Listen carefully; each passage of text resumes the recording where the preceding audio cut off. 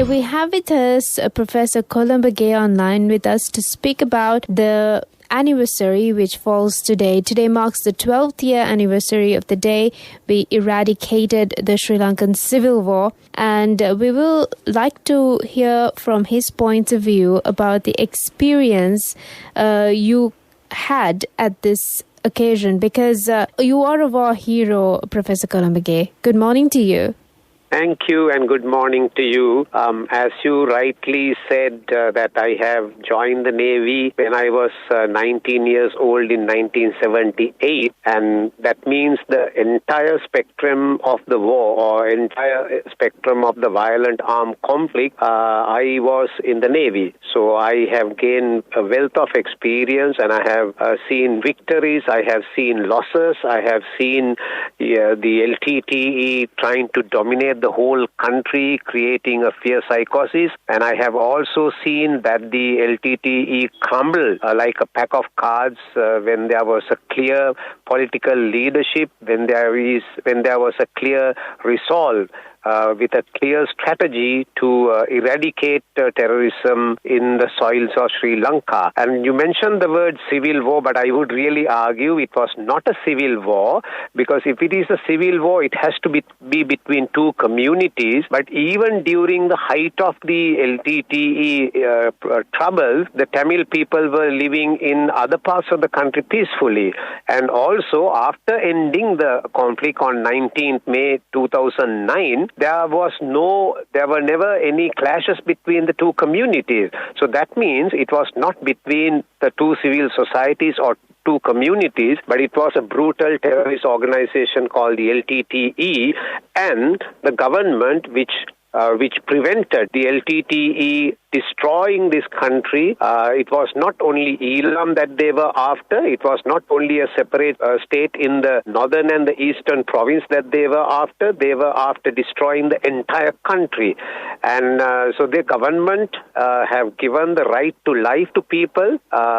So I think that's a great thing. And it was there for nearly 3 decades, starting somewhere around 1975 with the killing of the then mayor of Jaffna, Alfred Dorayappa, and it lasted till 2009, 19th May. Now today is the 18th May.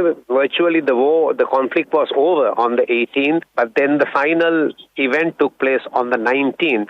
So it's a very milestone. I mean, we have 12 years of relative peace, I would say, in the country. And unlike many other long-standing conflict, the conflict here did not return. So this is, I think, the good side of it. So we are all standing free in this country because there is no LTTE in the country. Exactly. And as you very correctly mentioned, Professor, we can be satisfied where we stand right now after the war. And I think at this juncture, it's vital for me to speak a little bit about you as well. We're speaking to Professor Jayanath Colabage, who assumed duties as the Foreign Secretary on the 14th of August and has served the Sri Lankan Navy for a period of 35 years and retired as a commander of the Navy in July 2014. And Professor, tell us a little bit about the strategy made this a success, the war, to eradicate the war. Well, I think you asked a very pertinent question, because you see, we fought this war starting from, late 1970s, and the war actually, or the conflict, escalated after 1983 ethnic riots. So from 1983 to 2009, the successive governments tried different techniques, different strategies, different ways of doing things. We swing from ceasefire agreement to monitoring mission to peace accords to having foreign troops in the country in terms of IPK, the Indian Peacekeeping Force. So we have done quite a lot of things by many governments since 1983. And I would say until 2006 was quite mixed results. You know, at times we were winning, at times we were losing. But then, when you talk about terrorism, there is a theory to say that if the government forces are not winning, that means the terrorists are winning. So I think we came to a situation where, although there were some minor victories, overall we were losing. We were losing the country. I mean, if you remember, this is a small country of only 65,000 square kilometers. But in this country, we had LTTE dominated or LTTE controlled areas. We had forward defense lines. We had border villages as if it is two different countries. So that means the LTTE gradually gained ground. And one success of the LTTE is, or rather was, that they had a very clear strategy. And that is to terrorize the entire country and to destroy the country. And they did everything according to their grand strategy. Unfortunately, I mean, as I have grown through the war, grown through the entire conflict, unfortunately, I did not see a clear grand strategy until the year 2005. Now, after 2005, you asked me the determinants of success. Why or how did we do it? Yes. You see, the enemy who was, portrayed as bigger than, mightier than the thou, he was not. It was a perception that the LTTE was undefeatable. It was only a perception, because that is the fear, psychosis that the LTTE and their diaspora communities and their friends in the international community told us, that the LTTE was undefeatable. There is no militarily defeating them. You have to go for a political solution. Many governments tried the political solution, failed. And what was the result of all these political attempts was that the LTTE became even stronger. They carried out even dastardly acts of terrorism, and they could kill more and more people. So that completely changed in 2006, when there was a clear strategy to eradicate terrorism from the soil of Sri Lanka. And then, to match that strategy, there was a very clear political leadership, political resolve, the leadership resolve. And to support that, there was synergy between the political leadership and the military. And the third point is, there was a whole of country approach. The entire country got together because they realized that this menace of terrorism cannot be eradicated by political discussions, by ceasefires, by mediation, by negotiation. It has to be militarily defeated. Only when we got that strategy right, then we started winning, and then the mightier than thou, the LTTE, crumbled within less than 2.5 years. Now, even 2.5 years was because the military was not pushing hard, because there were civilians, they wanted to avoid civilian casualties, so they took it little easy and step by step. So this is where we are now. I mean, if we did not destroy the LTTE militarily at that time, even to date, we will be having terrorism in Sri Lanka.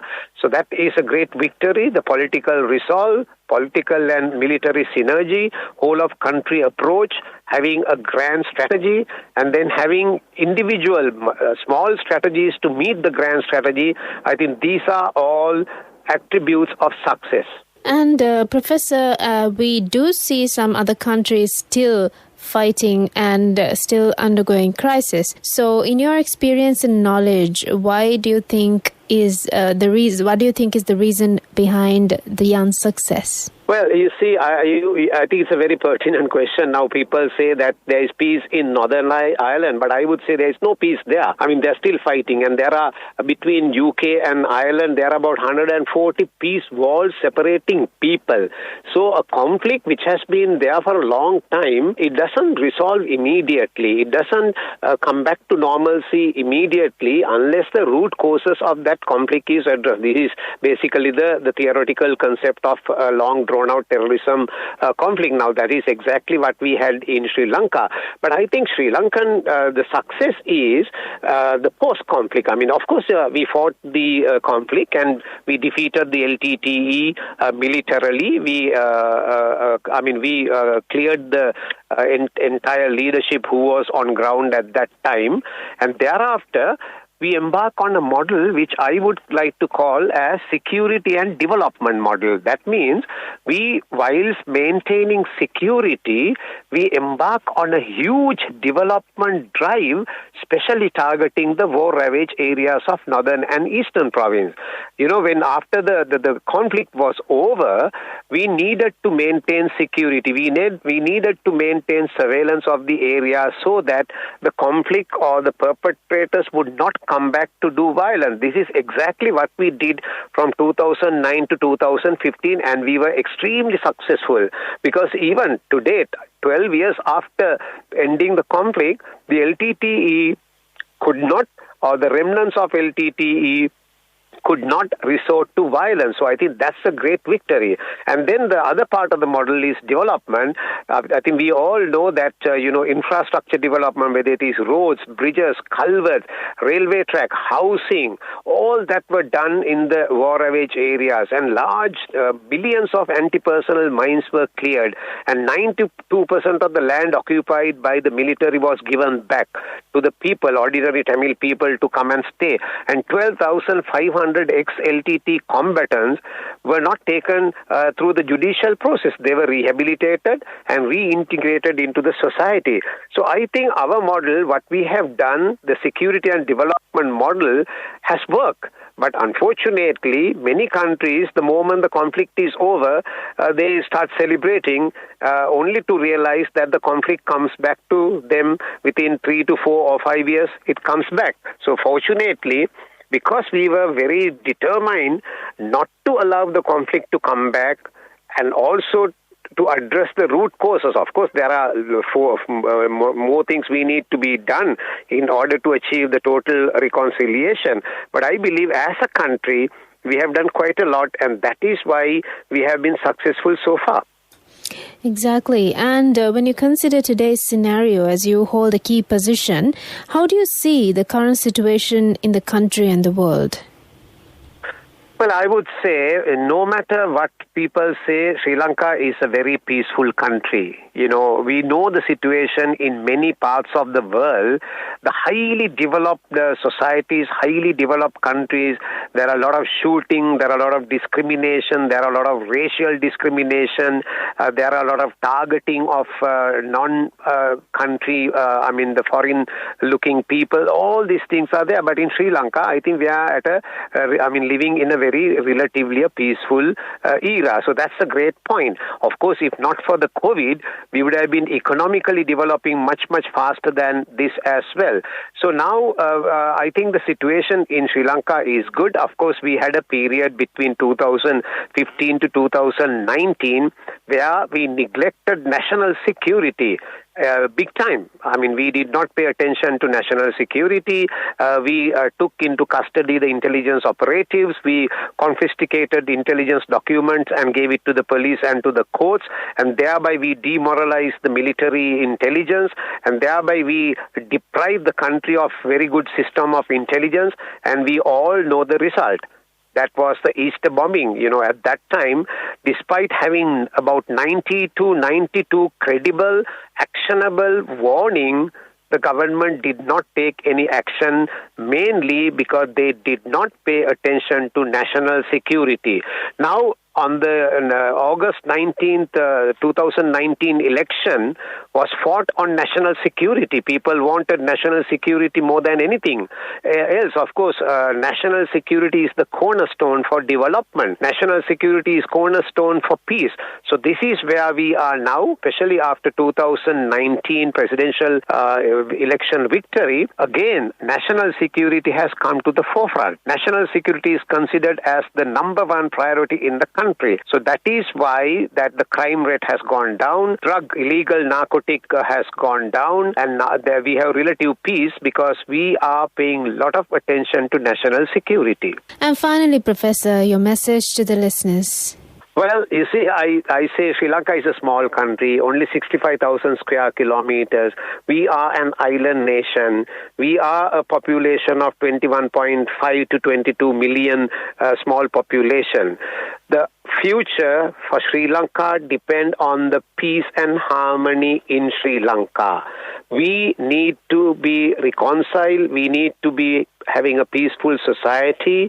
We need to live as one country, one people, despite religious differences, despite political differences. We need to be one community of Sri Lankans. The success of this country will completely depend on how peaceful we are, how peaceful our communities are. The moment we start fighting, the moment we start mistrusting our own brothers merely because he belongs to a different ethnicity, merely because he belongs to a separate religion, we are allowing others to interfere into our affairs and to destroy our country again. So my kind request to our people, our citizens, is we need peace, we need harmony among Sri Lankans more than anyone else from outside. This is our country, this is our peace, this is our people. We all must work towards a peaceful, harmonious, one country, one people. Thank you very much, Professor, for speaking to us, and it was really nice talking to you, and it certainly was enlightening as well. Thank you so much. Thank you. Have a good day. You too. And we've been speaking to Admiral Professor Jayanath Colabage, Secretary of Foreign Ministry and former Navy Commander. And this was in memory of the heroes who actually brought victory to the nation on a day like today. And today happens to be the day we commemorate the war heroes, as well as a Remembrance Day for civilians who died in the war from both sides. We've got